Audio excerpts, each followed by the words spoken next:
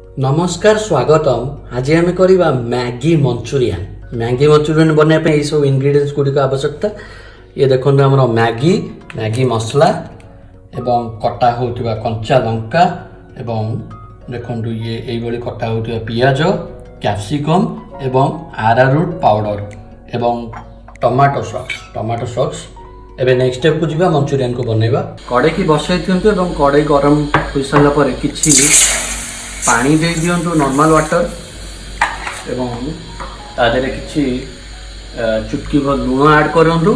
बर्तमान आमर मैगी रो खंड को पकई दियंतु पानी रे।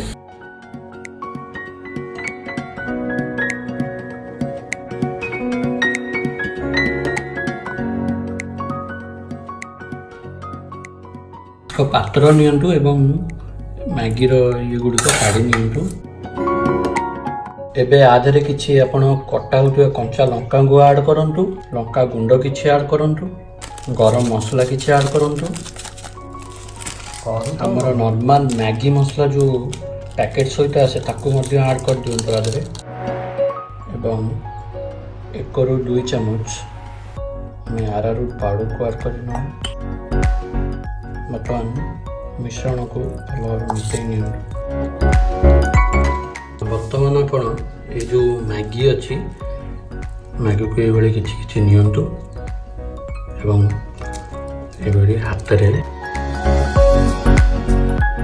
गोल करी नियंतु। पूरा सुंदर भावे गोल करंतु एवं आकु क्रिस्पी करिया पई हमें किछि मैगी रो खंड को रखीचु भांगी की खंड को रखीचु आकु लगे नियंतु ऊपर ये भावे एवं आपको गोटे गोटे रखु। देखु आमर मैगी रो मंचूरियन बॉल गुड़िक हो जाइए। आम ए नेक्स्ट स्टेप को जीवा। देखु तेल गरम हो जाइए। आमर मैगी रो कटलेट पीस गुड़िक आम छाणी नवा तेल रे पकई नियंतु ये।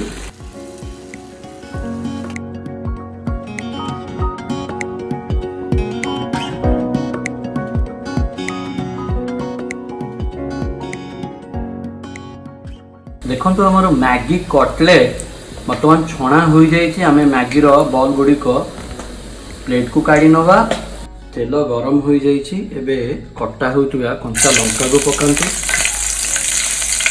एबे कटा होता पियाज को पकई नियंतु।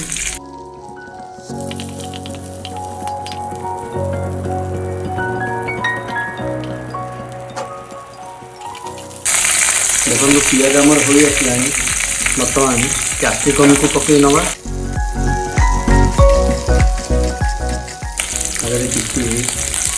गरम मसला चिली पाउडर एवं सॉल्ट। आम आगुरी आरारूट को पानी रे 1 कप पानी रे गोले रखीजे। आम आपको बर्तमान आदर दे नवा। बर्तमान आम आमर मंचूरियन छणा होता पीस गुड़िक आधे पकई नवा।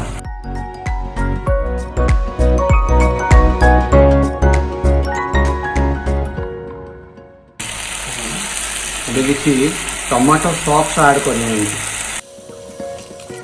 देखो आमर मैगी मंचूरियन पूरा रेडी हो गला। एबे आमे नेक्स्ट प्लेटिंग को जीवा। देखो आम प्लेट रेडी हो जाइए। आम प्लेट को बर्तमान काढ़ी नवा।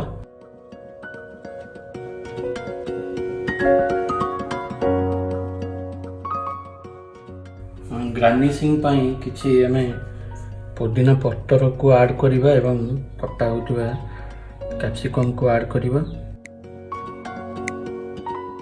देखंतु बहुत सुंदर डिश, बहुत सुंदर बास्ना एवं बहुत सुंदर टेस्ट है डिश रो।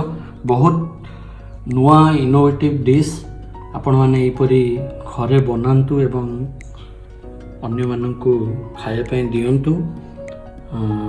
जदि वीडियो भल लागला please like subscribe share also comment. Thank you so much guys. Thank you for watching video.